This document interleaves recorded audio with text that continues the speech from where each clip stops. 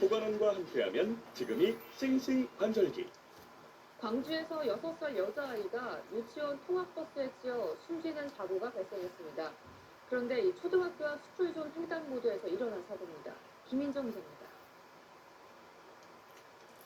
광주의 한 초등학교 앞, 횡단보도 바로 앞에 교통사고 흔적이 그대로 남아있습니다. 어제 오후 5시 30분쯤 인근 초등학교 병설 유치원에 마치고 놀이터에 놀러가던 6살 한 모양이 35인승 유치원 통학버스에 치여 숨졌습니다. 할머니와 함께 귀가한 뒤 잠시 혼자 놀러 나왔다 벌어진 일입니다. 얘도 마치 여가 유치생들, 초등학생들이 여가 많아요. 우리가 성지가 위험하죠. 통학버스 운전자 66살 성모 씨는 유치원생들을 하원시킨 뒤 빈 차량을 운행하다 한 량을 친 것으로 조사됐습니다. 사고가 난 지점은 초등학교 반경 300m 아닌 스쿨존 도로로 어린이들이 많이 다니기 때문에 시속 30km 이하로 서행해야 하는 구간입니다. 더구나 횡단보도에 신호가 없어 어린이 교통사고 위험성이 더욱 컸습니다. 경찰은 성 씨가 횡단보도 바로 앞에 불법 주차된 승합차에 가려 횡단보도를 건너던 한 량을 미처 보지 못했다고 진술하고 있다며 성 씨를 교통사고 처리 특례법 위반 혐의로 입건할 예정입니다. MBC 뉴스 김은정입니다.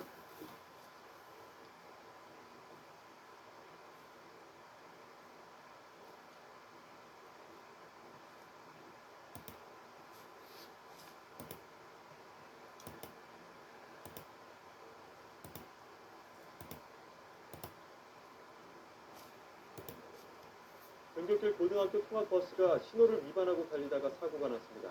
수능을 3주 앞둔 고3 학생 1명이 숨지고 10여 명이 다쳤습니다. 나혜인 기자가 보도합니다. 직진하던 노란 통학버스 한 대가 그대로 사거리를 통과합니다.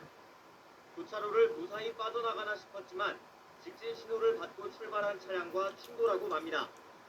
쾅 하는 소리가 나더니 바로 이제 톡 소리가 나더라고요. 앰뷸런스 뭐 소방차 뭐 여러 대가 와가지고서 현장 정리하는데 상당히 이제 오래 걸렸어요. 사고가 난 건 학생들을 등교시키던 아침 7시 20분쯤. 건너편에서 달려오던 통학버스는 사거리를 거의 통과할 때쯤 직진하던 차량과 충돌한 뒤 그대로 옆으로 쓰러졌습니다. 넘어진 버스는 맞은편에서 신호를 기다리던 차량 2대와도 잇따라 부딪혔습니다.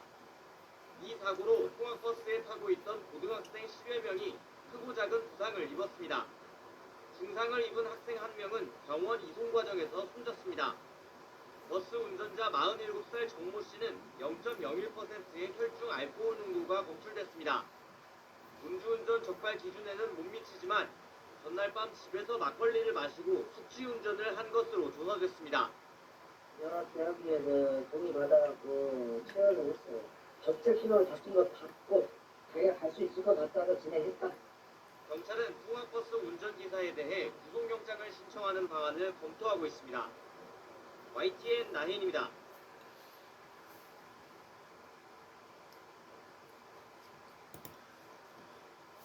어린이들이 타는 통학버스 안전사고가 끊이지 않고 있습니다. 아이들의 목숨까지 앗아가는 위험한 순간이 많은데 어른들이 조금만 관심을 기울여도 큰 부상은 피할 수 있습니다. 한희용 기자입니다. 하천에 통학버스가 완전히 빠져 있습니다. 어린이집에 도착한 버스가 갑자기 언덕 아래로 밀려나 하천에 떨어진 겁니다. 버스 안에는 3살에서 5살 어린이 12명이 타고 있었는데 다행히 크게 다치지 않았습니다. 차에 탄 보조교사가 아이들이 어린이용 안전벨트를 단단하게 매도록 했기 때문입니다. 이보다 불과 사흘 전 경기도 용인에서는 태권도장 통학버스에 탄 6살 양 모양이 차에서 떨어져 숨졌습니다. 이 차에는 인솔교사 없이 어린이 6명만 타고 있었고 안전벨트를 차지 않아 양양은 우회전을 하다 열린 차문 사이로 그대로 떨어졌습니다. 지난 1월부터 시행에 들어간 세리미법을 충실히 지킨 통학버스와 그렇지 않은 경우의 차이가 드러납니다. 세리미법은 어린이 통학 차량엔 안전벨트와 보호표지 등을 갖추고 경찰에 신고하지 않으면 과태료를 물게 했습니다. 전 좌석에서 안전띠를 매지 않아도 과태료를 물리고 아이가 통학버스에 타고 내릴 때는 보호자가 반드시 같이 있도록 했습니다. 안전교육 기준도 강화했습니다. 전문가들은 어른들이 작은 노력만 기울여도 피해를 최소화할 수 있다고 말합니다. 차량들이 안전장치들이 잘 부착이 되어 있습니다. 요즘은 잘 부착되어 있는 그 안전장치를 잘 사용하지 않고 있어요. 숙련이 덜 된 거죠. 우리 그 운전자 분들은 모든 걸 침작으로 바쁘다는 시간적인 이유로. 우리 아이들의 안전, 결국 어른들의 주의와 관심에 달려 있습니다. 연합뉴스 TV 한혜원입니다.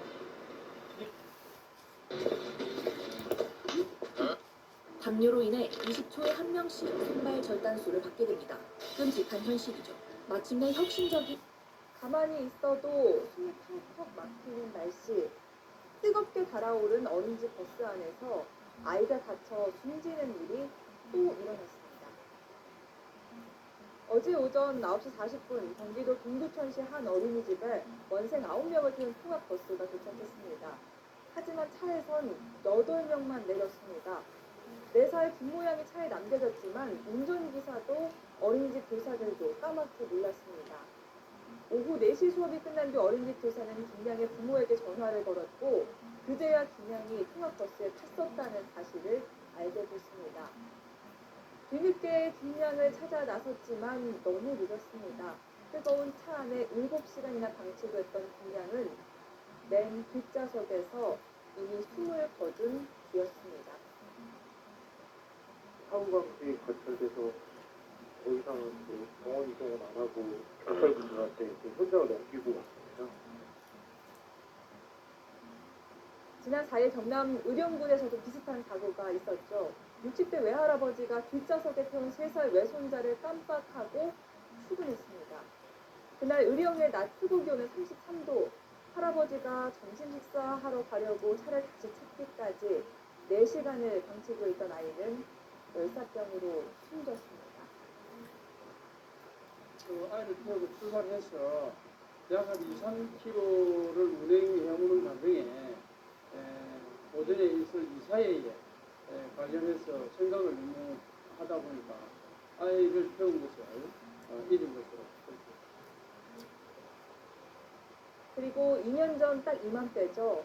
얼마나 더웠던지 전 국민에게 긴급 재난 문자가 도착했던 날, 광주광역시에서 찜통버스에 가셨던 4살 아이가 있었습니다.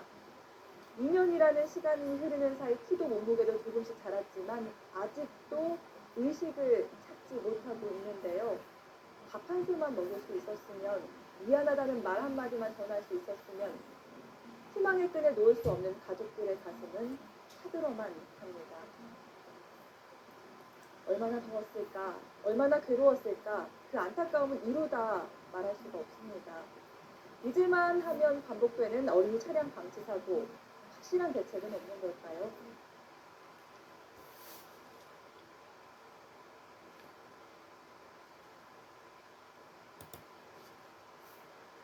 통학버스를 탄 4살 어린이가 35도가 넘는 폭염 속에 8시간 동안이나 차 안에 방치돼서 충격을 주고 있습니다. 아이는 발견 당시 체온이 40도를 넘는 열사병 증세를 보였고 현재까지 의식불명 상태라고 합니다. 진해소 PD입니다.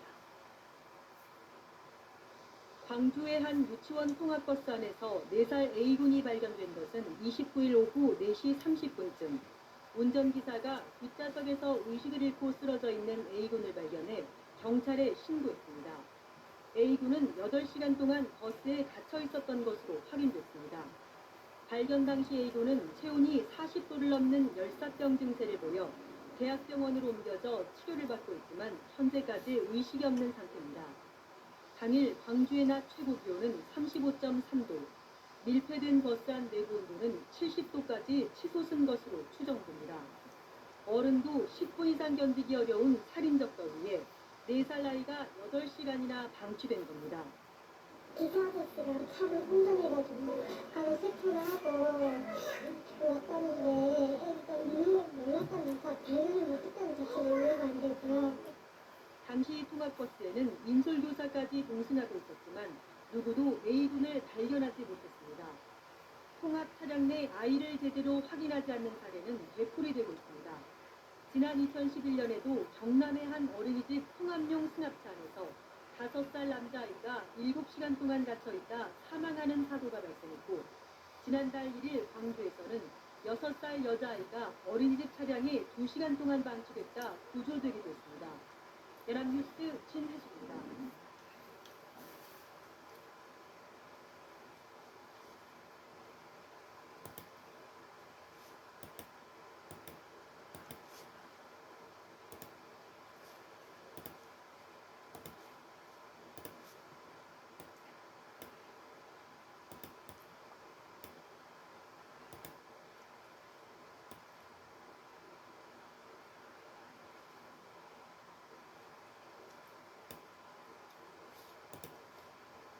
그렇죠.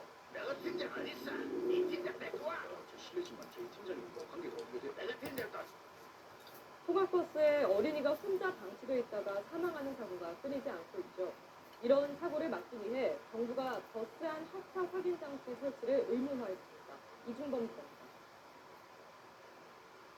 어린이집 차량에서 숨진 4살 여자아이. 폭염 속에 7시간 동안 혼자 방치되어 있던 것이 원인이었습니다. 운전기사도 동승교사도 차량 내부를 살펴보지 않았던 겁니다. 2년 전 광주에서도 3살 남자아이가 통학버스에 혼자 남겨져 있다가 아직까지도 의식을 찾지 못하고 있습니다. 매년 반복되고 있는 통학 차량 내 어린이 방치 사고. 운전자가 운행을 마친 뒤 차량 내부를 직접 살펴 하차 여부를 확인하라는 법조항도 주입돼 생겼지만 사고는 끊이지 않습니다. 정부는 이를 막기 위해 도로교통법을 개정해 어린이 통학버스에 의무적으로 하차 확인 장치를 달게 하기로 했습니다. 운전자가 시동을 끄면 3분 이내에 차량 맨 뒷자리에 있는 버튼을 눌러야 하고, 이를 하지 않으면 경고음이 울립니다. 운전자가 매번 뒷좌석까지 이동하게 만들어 아이를 못 보고 방치하는 일을 없게 하겠다는 겁니다. 새로 제작되는 차량뿐 아니라 지금 운행 중인 버스도 적용됩니다. 이 제도는 내년 4월 17일부터 시행됩니다. 경찰은 어린이집과 유치원 운영자들이 통학버스에 하차 확인 장치를 조속히 설치하도록 당부할 예정입니다. MBC 뉴스 이준범입니다.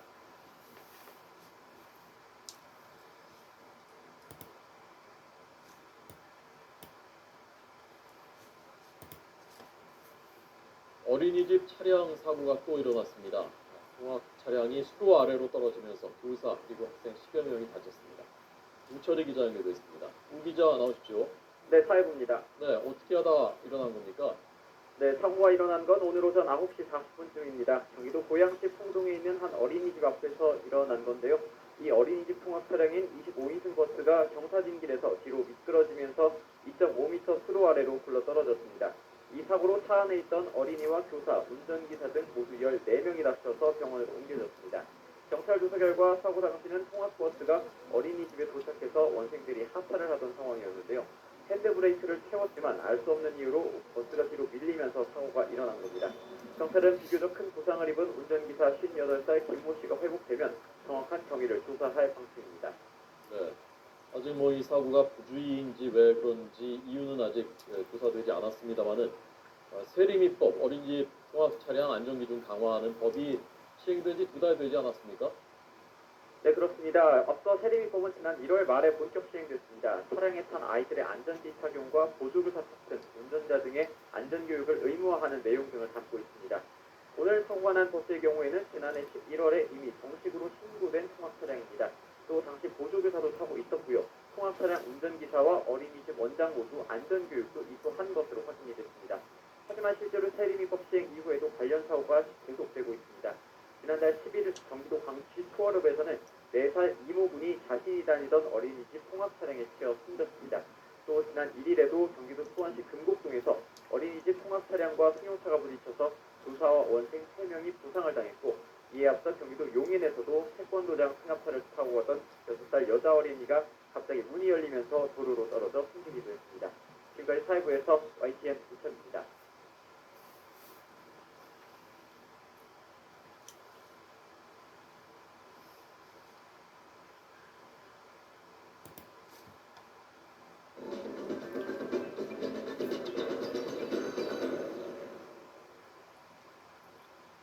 제주 학원차 사망 사고가 발생한 지 2달 가까이 흘렀습니다. 사고 발생 이후 제주를 비롯해 전국적으로 어린이 통학버스에 대한 합동 점검이 이루어지고 있고 경찰의 특별 단속도 진행되고 있는데요. 정치권에서도 재발 방지를 위한 제도 개선에 나섰습니다. 문준영 기자입니다. 지난 1월 제주시 연동에서 발생한 학원차 사망사고. 통학버스에 동승 보호자만 있었다면 막을 수 있었던 안타까운 인재였습니다.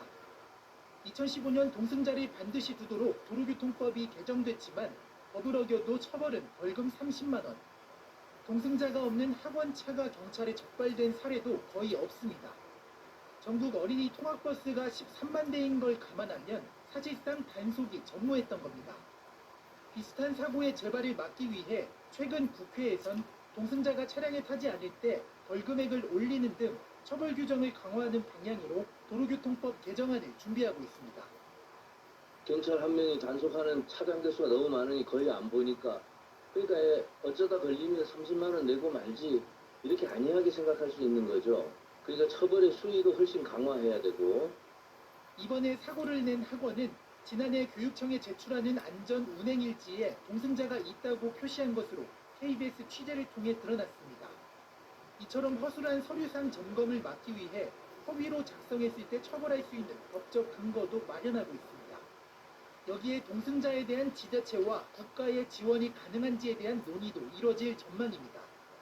국회는 조만간 학원과 경찰, 교육부 등 관련 기관과 정책 토론회를 열어 현장 의견을 수렴할 예정입니다. 오늘 11월부터 동승자 탑승 의무 시설이 18개로 확대되는 만큼 재발 방지를 위한 제도적 장치가 마련될지 주목됩니다.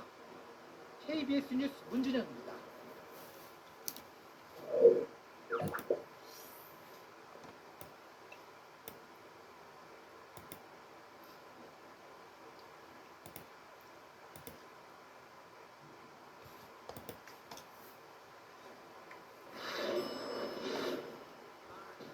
빠르게 무료 네이버 배송.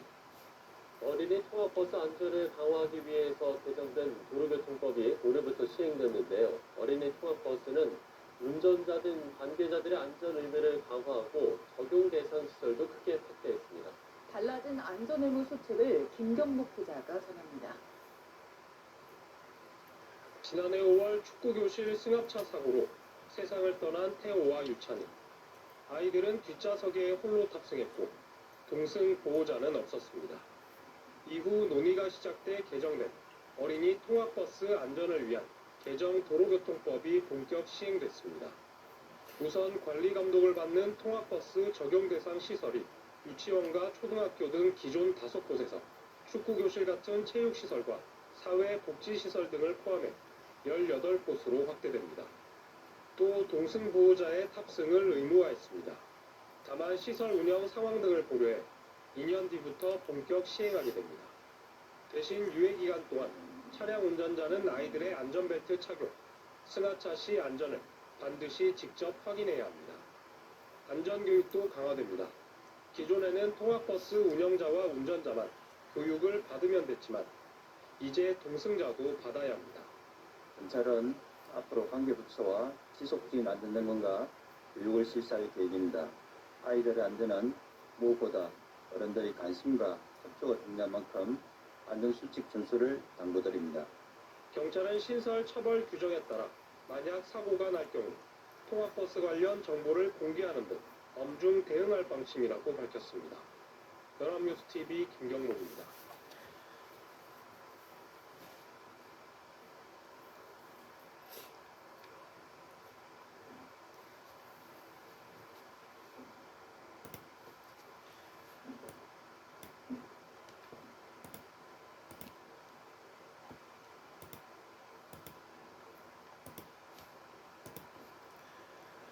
고등학생 22명을 태운 통학버스가 추돌 사고를 냈는데 학생들은 한 명도 다치지 않았습니다. 모두 안전띠를 하고 있었기 때문입니다. 밤사이 교통사고 또 화재도 잇따랐습니다. 강정규 기자입니다. 버스 앞부분이 종이장처럼 구겨졌고 승용차 한 대는 뒤집힌 채 도로에 나뒹굽니다. 어제 저녁 8시 반쯤 전북 김제 요양병원 앞 도로에서 고등학생 22명을 태운 통학버스가 신호를 기다리던 1.5톤 화물차와 승용차를 들이받았습니다. 튕겨나간 화물차가 마주오던 승용차까지 충돌하면서 6명이 다쳤습니다. 하지만 경찰은 통학버스에 타있던 학생들은 모두 안전띠를 하고 있어서 한 명도 다치지 않았다고 전했습니다. 어젯밤 9시 반쯤에는 지구대 앞 도로를 지나던 승용차가 마주오던 차량과 부딪힌 뒤 주차장 안으로 돌진했습니다. 이 사고로 지구대에 주차되어 있던 차량 등 모두 7대가 파손됐습니다. 경찰은 차량이 급발진하면서 사고가 났다는 운전자의 말을 토대로 사고 경위를 조사하고 있습니다. 또 오늘 새벽 2시쯤엔 경부고속도로 양재 나들목에서 대형 화물차 2대와 승용차가 잇따라 추돌해 화물차 기사가 다쳤습니다. 화재도 잇따랐습니다. 자정쯤엔 전북 익산의 산업 폐기물 처리장에서 불이 나 9천여만 원의 피해를 입었고, 앞서 밤 11시 반쯤엔 경기도 화성의 전자제품 조립 공장에서 불이 나 1,000만 원의 재산 피해가 나기도 했습니다. YTN 강정규입니다.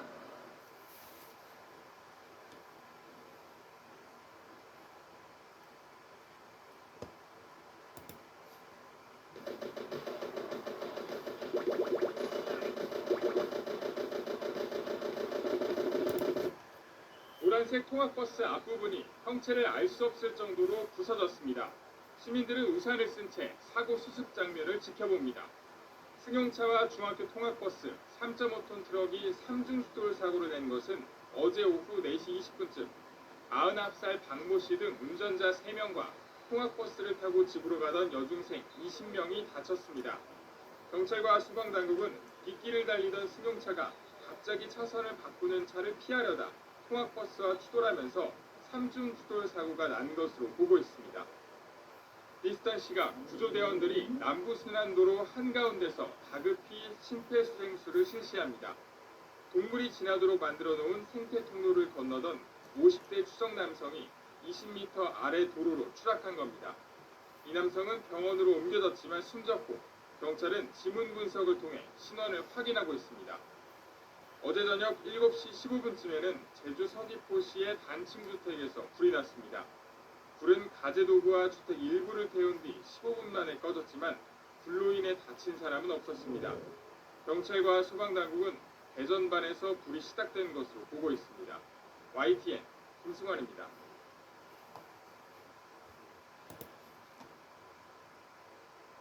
70대 운전자가 몰던 통학버스가 주유소로 돌진해서 차량 석 대를 들이받았습니다. 당시 통학버스에 어린이들이 타고 있지 않아서 대형 사고는 면했지만 2명이 부상했습니다.